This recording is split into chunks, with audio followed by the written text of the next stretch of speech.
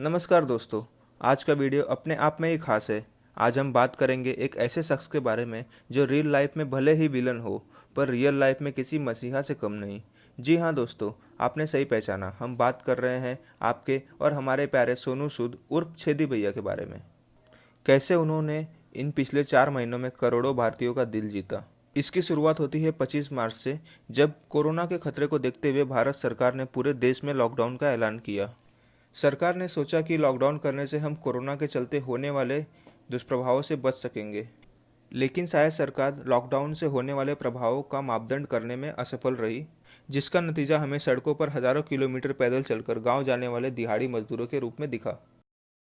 वे अपने घर वालों से मिलने के लिए हजारों किलोमीटर पैदल चलकर जाने पर मजबूर हो गए। पर क्यों?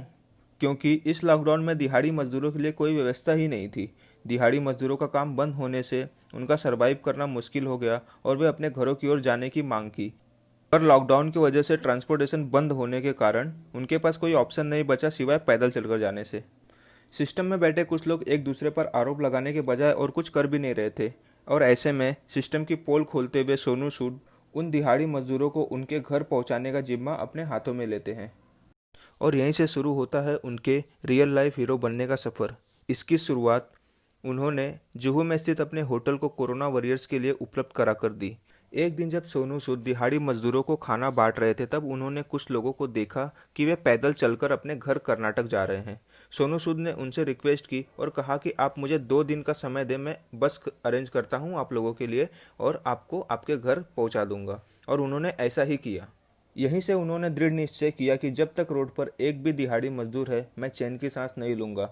और उन्होंने बस के ड्राइवरों से यहाँ तक कहा कि हर एक को उनके घर के दरवाजे तक सही सलामत छोड़कर आएं, जिसके तहत उन्होंने एक टोल फ्री नंबर जारी किया और लोगों से रिक्वेस्ट की कि देश भर में जहाँ कहीं भी कोई फंसा हुआ हो, वो उस नंबर पर अपनी डिटेल भेजे और हम पूरा प्रयत्न करेंगे कि उन्हें उनके परिवारों तक सही सलामत पहुँचाएँ। जिसके बाद सोनू सूद के व्हाट्सएप और टोल फ्री नंबर पर कॉल्स और मैसेजेस की बाढ़ आ गई। उन्होंने किसी को भी निराश नहीं किया और हर एक के कॉल और मैसेजेस का रिप्लाई दिया। आलम यह था कि लोग अपनी छोटी से छोटी प्रॉब्लम के लिए भी सोनू सूद को याद करने लगे। उन्होंने हजारों लोगों को उनके घर बसों द्वारा भेजा। जरूरत पड़ी तो राज्य सरकार से बात करके मजदूरों के लिए ट्रेनों की भी अरेंजमेंट करवाई। सिर्फ देश ही नहीं बल्कि विदेशों में भी फंसे हुए भारतीयों को अपने घर पहुंचाया। सोनू सूद इस काम में इतना व्यस्त हो गए कि उन्हें ना दिन का ख्याल रहा और ना ही रात का। वो लगभग दिन के 20 से 22 घंटे काम करते थे। उन्होंने अपने दोस्त नीति गोयल के साथ मिलकर एक टीम बनाई और घर भेजो कैंपिंग चलाई, जिसके तहत वे अब तक 18,000 माइग्रेंट वर्कर को उनके घर तक पहुंचा चुके हैं। यह सिलसिला सिर्फ लोगों को उनके घर तक पहुंचाने तक सीमित नहीं रहा, मजदूरों की आर्थिक ज़रूरतों को भी उन्होंने पूरी तरह से पूरा किया, चाहे वो सर्जरी के लिए मांगी गई मदद हो या फिर घर चलाने के लिए आर्थिक सहायता। यहाँ तक कि एक किसान परिवार द्वारा अपने बेटियों को खेत जोतने से रोकने के लिए उन्होंने ट्रैक्टर तक गिफ्ट कर दिया। सोनू सूद इस दौरान पूरी तरह सोशल मीडिया पर एक्टिव थे। लोग उन्हें ट्विटर पर हेल्प के लिए टैग करते और उन्होंने किसी को भी निराश नहीं किया। उनका जवाब देखने लायक होता था। कोरोना के इस संकट के बीच जब लोग अपने घरों में अपने परिवार के साथ समय व्यतीत कर रहे थे, तो वहीं सोनू सूद खुद दिहाड़ी मजदूरों के बीच पहुंचकर उनका हालचाल लेते और ये सुनिश्चित करते कि सारी सुविधाएं उन तक सही रूप से पहुंच सके।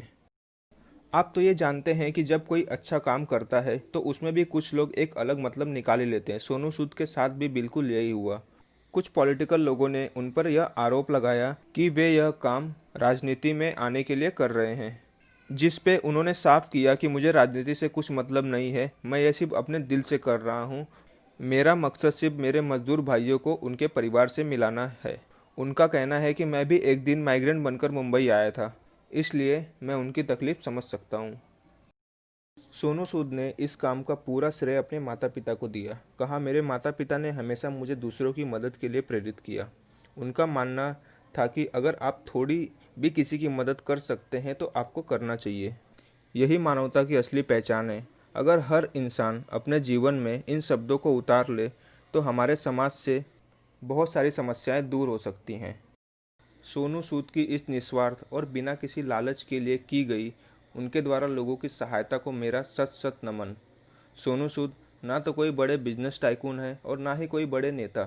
जिसके पास अनगिनत पैसा हो, पर सोनू सूद ने यह साबित कर दिया कि अगर आपके पास एक बड़ा दिल और दूसरों की मदद करने की भावना हो तो ये सब कुछ मायने नहीं रखता।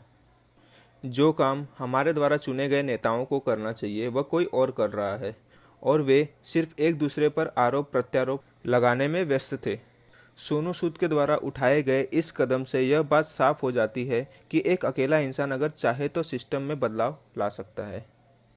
सोनू सूद के इस निस्वार्थ भाव से किए गए कार्यों के लिए मेरा भारत सरकार से यह अनुरोध रहेगा कि उन्हें सरकार द्वारा सम्मानित किया जाए। आप क्या सोचते हो दोस्तों? इस बारे में हमें कमेंट में ज़रूर बताइए। धन्यवाद। जय हिंद, जय भारत।